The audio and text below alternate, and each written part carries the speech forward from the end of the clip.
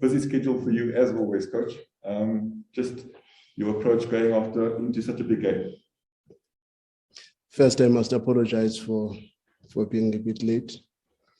It's because of load shedding. We had serious issues where I come from. I'm really sorry about that. Yeah, we are going to a very tough encounter. A game that has got so much insight, and a game that can determine our season. It's a game of consequence because both Ahly and ourselves, we are looking for a result that can maybe get us into the quarterfinals or stamp their position in the group stages. Also considering that they lost the first match against us in their home ground. Obviously, they will come with vengeance, hoping to try and upset us in that space. But it's a match that I think will be enjoyable to the spectators because I believe when two big clubs are playing with a mentality to try and win the match, not to just play for a draw or to play to consolidate their place with a mentality of a 1 point or not to concede goals, it becomes a very interesting match for the spectators. And that, for me, it's one thing that I think will make this match a very special match because both teams will be looking for a result, and whichever way it goes, it will have positive spin-offs in terms of the public eye. Thank you, Coach. Members of the media, any questions for Coach Mngqithi? Please go ahead, guys. Just identify yourself again, please, before introducing the coach. Thank you. It's one from ENC. Coach, talking about a special game, could you say this game could be a do or die in terms of determining who's going to top the group?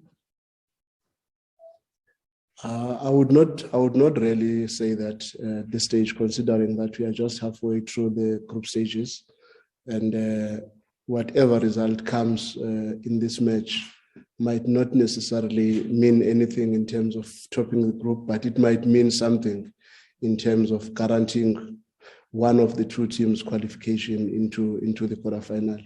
And at this stage, as Sundowns, our focus is always streamlined into first qualifying for the quarterfinals, then secondly, a potential to top the group if needs be. And it's not always the most important thing to top the group. What is mainly important in the group stages is to make sure that you qualify for the quarterfinal. Zipang online, is that a new hand? If so, please go ahead and address the coach. Thank you very much. Oh, did you say it's Zipang? No, I think says Robert, if I'm not mistaken. Coach, thank you, Coach. Job well done. And then I can see that you guys are doing well. I'm sure you'll agree with me. This is the final before the final. And my personal belief that two teams will qualify. I would have loved to see you guys playing the finals, both of you. What's your take about that statement? I think if we start talking about the final before qualifying for the quarterfinal, we'll be counting eggs before the chicken lays the eggs.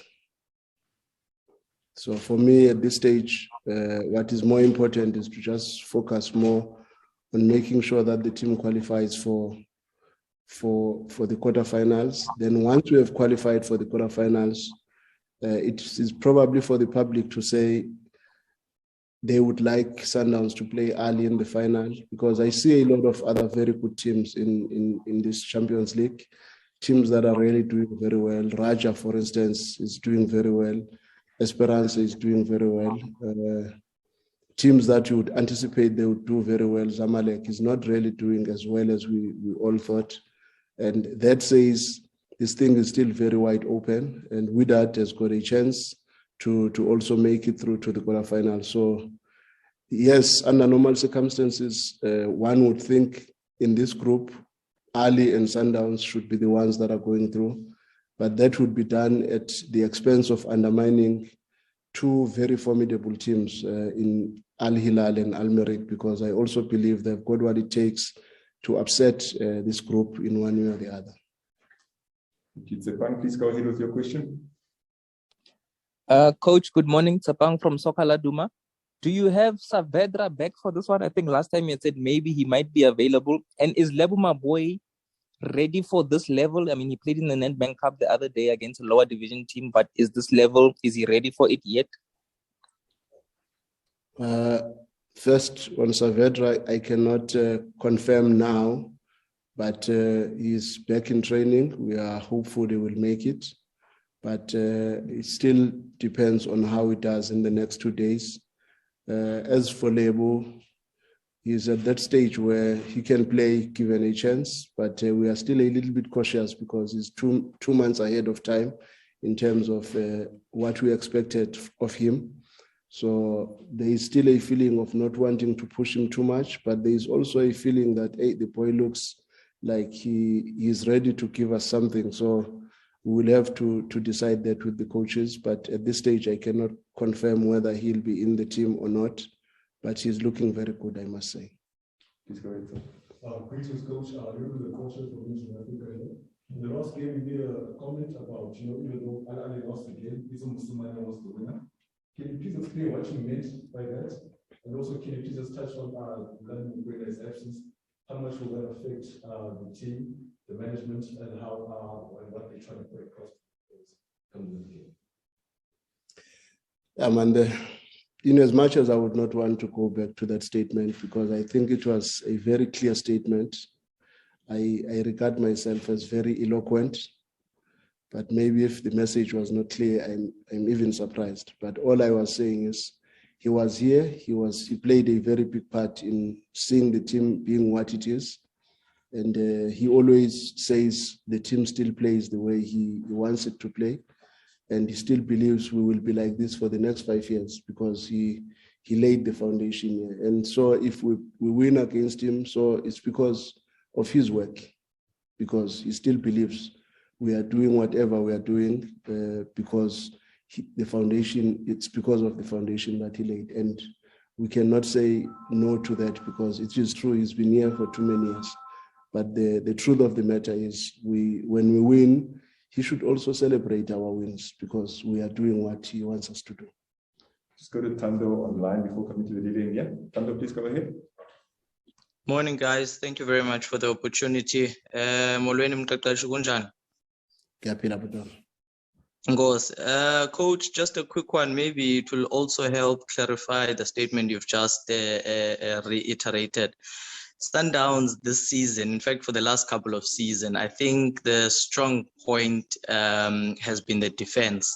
The way you've started also in the league here, amassing all the clean sheets. You've gone on to do it now in the Champions League. How hard have you had to work with young boys, shifting them, finding them, and making sure that they play and keep the clean sheets at the back? And also the credit must go to your goalkeepers. How hard have you had to work with this group of young boys? Because it's certainly not the experienced defenders that Coach Pitso was playing with when he was the head coach. And how much of this, has gone into the preparation, and how have you had to prepare in order to ensure that, you start well, keeping clean sheets, which is what I think should be attributed to your success thus far? First, maybe before I answer your question, I think I missed one question that was asked by the previous journalist with regard to Coach Rhulani being out of the team, and I think it's important that I answer that one. We are one team here. We work together. We have common goals and common ambitions. When one of us is not there, it's not the same. It can never be the same. We would have loved to have everybody together, but probably with the modern technology and everything, we'll be able to still have the same conversations that we can have and find solutions to the problems together. He will still be part of us in one way or the other. We just hope he can be of assistance maybe to the analysts and everybody else around, because it will be very important to also have his inputs in the game, because he's a very important member of our technical team. That's for sure. Then coming to the group that we have, we have changed the group a bit in terms of bringing a lot of youngsters, like you are saying. We are trying to have a concept that maybe it's high octane in terms of our high press and our counter pressing, to make sure that we put as much pressure and intensity on the opponents and not giving them as much chance and time to be able to do what they want to do. And that is as a result of having a younger, more versatile group that is ready to counter press and really put as much intensity in our play. Preparing that is never really easy, but one must appreciate that the integration of these boys has been good. They've managed to come in very strong and help the team in one way or the other, with the support of the experienced players like Themba Zwane and the rest of the other guys in the group. I think our group has gelled quite well in a relatively short space of time. And we are very happy for that, because it's not something that normally happens, but we had Oneo joining us and adding value, or Kutumela coming in and adding value. Mkhulisi is growing, Hashim Domingo is growing, Lesedi Kapinga is growing and is showing very good signs. Rushin De Rook at the back is coming strong. Grant is also showing very good signs. But it's not an easy thing to achieve, and we don't think we are at the level where we would want to be. But we are hopeful that this is work in progress, and we've got a chance to make it even better probably next year. Please go ahead. Coach, just two quick things. On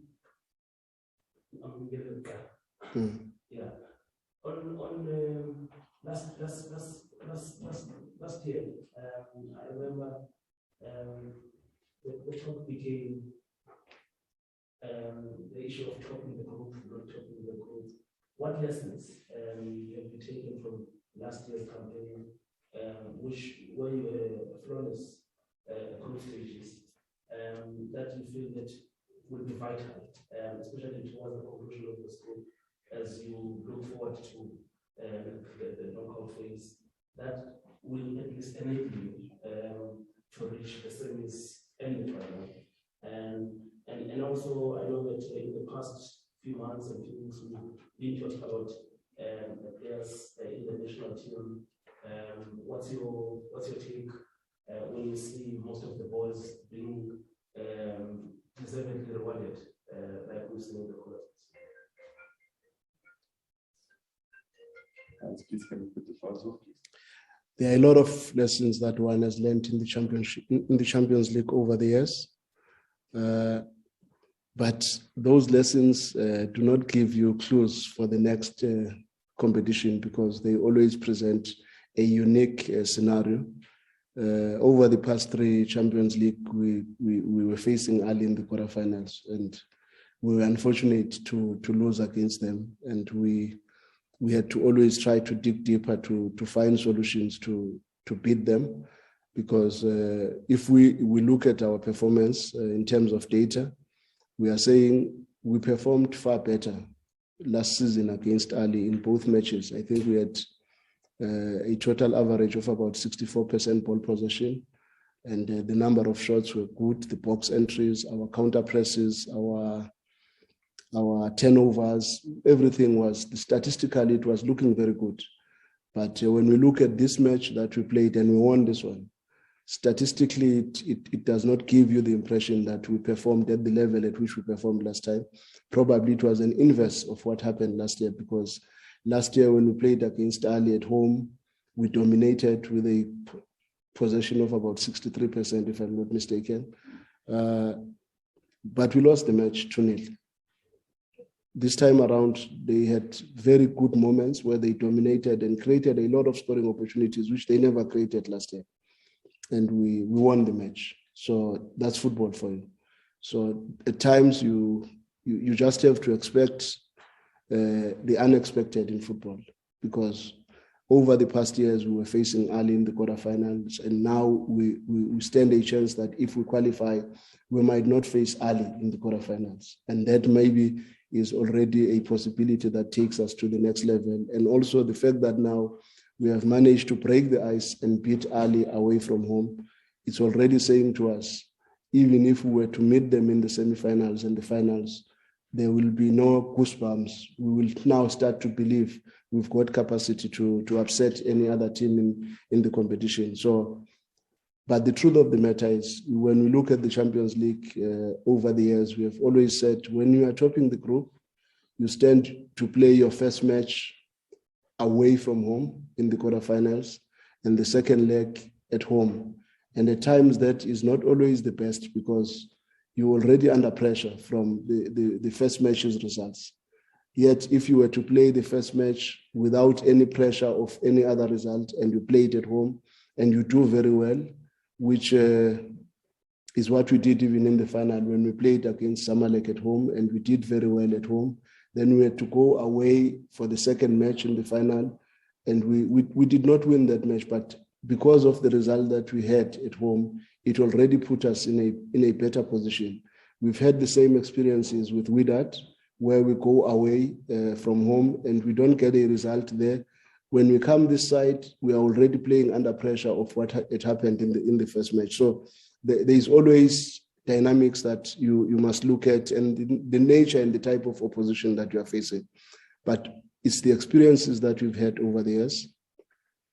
Then coming to most of our players being selected for the national team, I'm particularly happy with the new collapse of Mudau, of Lyle Lakay and Rivaldo Kutsie, because I believe they've done exceptionally well. They've always deserved an opportunity. And I was saying the other day to the journalists that I think it's high time Mudau gets an opportunity to play at that level, because I think he has shown a big improvement. I think he's improved in leaps and bounds since he joined Sundowns. And if you were to compare his performances of last season vis-a-vis his performances now, you will agree with me that he is at the right level to really stamp his authority in the national team. But be it as it may, I think I might be greedy or what, but I think we still have far more players that deserve an opportunity in the national team. But time is always the best judge. Thank you, Coach. Lorenz online, please, can you go ahead? Coach, Lorenz from Diski Times.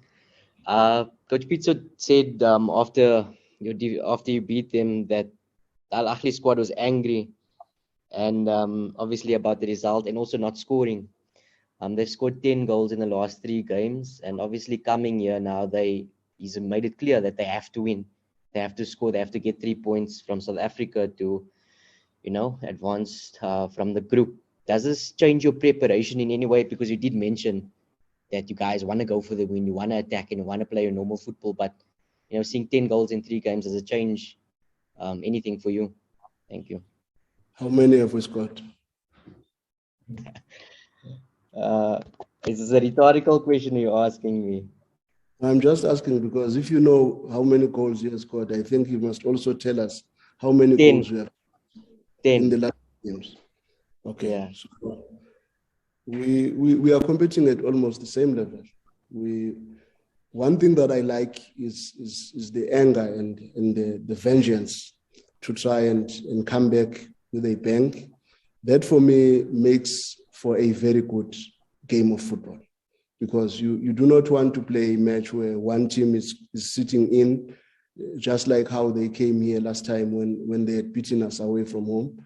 So now they'll be coming here to look for a result. And when you come to us with that mentality, we like it, because it then makes for a very good game of football where it can go either way. And we are also optimistic that we've got what it takes to also upset them. It's not like when they say they are coming all out and like you know that they've scored 10 goals, now we must be scared and worried with, hey, these people have scored 10 goals, but they've not scored those goals against us. So they've scored those goals to whoever they scored them. And we have scored our goals as well to whoever has scored the goals. So now we are playing a new match, and the competition is going to be intense, and we like it this way. This is how football should be played. A final question from Temba. Temba Shabalala, Joseph from Sports. Coach, I must be honest with you on this one. Just before I start, I must be honest. I'm one of the people who said, Bamsapi, Umutao, Sundowns, Yofigenze, Lapa, Obizingal Pagem. I'm eating humble pie. Coach, just to get into that one, into the crux of the matter, you are playing against a team that wants to come at you at all cost. And I just need to find out on which side is the pressure currently. And just to add on another one quickly, I've heard a few coaches saying Champions League football starts at the quarterfinals. Are you one of those coaches, and if so, why? No, it does not start there. It starts by winning the league in your home ground. Then to guarantee yourself a qualification, because if you are hoping for the quarterfinal, you might not even get there. So the truth of the matter is we are happy to be playing a team like Ahly. We are playing a match against a team that we also respect a lot, that we believe has got the capacity to upset anyone. So we have all the respect and the humility to understand that we are playing one of the biggest teams in Africa. But I also believe they also have a little bit of respect for the team that they are playing in South Africa, because they know it's a team that has got capacity to upset anyone. But the most important thing here is that we are playing a wounded team, which requires that we must be a little bit more focused in what we are doing, not be as anxious as them, because naturally, because they're emotional, they are likely to be very anxious because they want a result at all costs. They want to revenge. You know, at times when you want to revenge, you are too concerned about the punches you want to put. You are never really aware of the punches that might come your way as well. So it's always important to give this game the respect it requires, because it's a big game, and we are playing against a coach that we respect, and we are playing against a coach that we know he also has respect for us. So it's gonna be that game where, on the day, we just hope and pray we are the ones who come on top. Thank you very much, everyone. We'll leave it at that. Coach, thank you so much for your time. Thank you.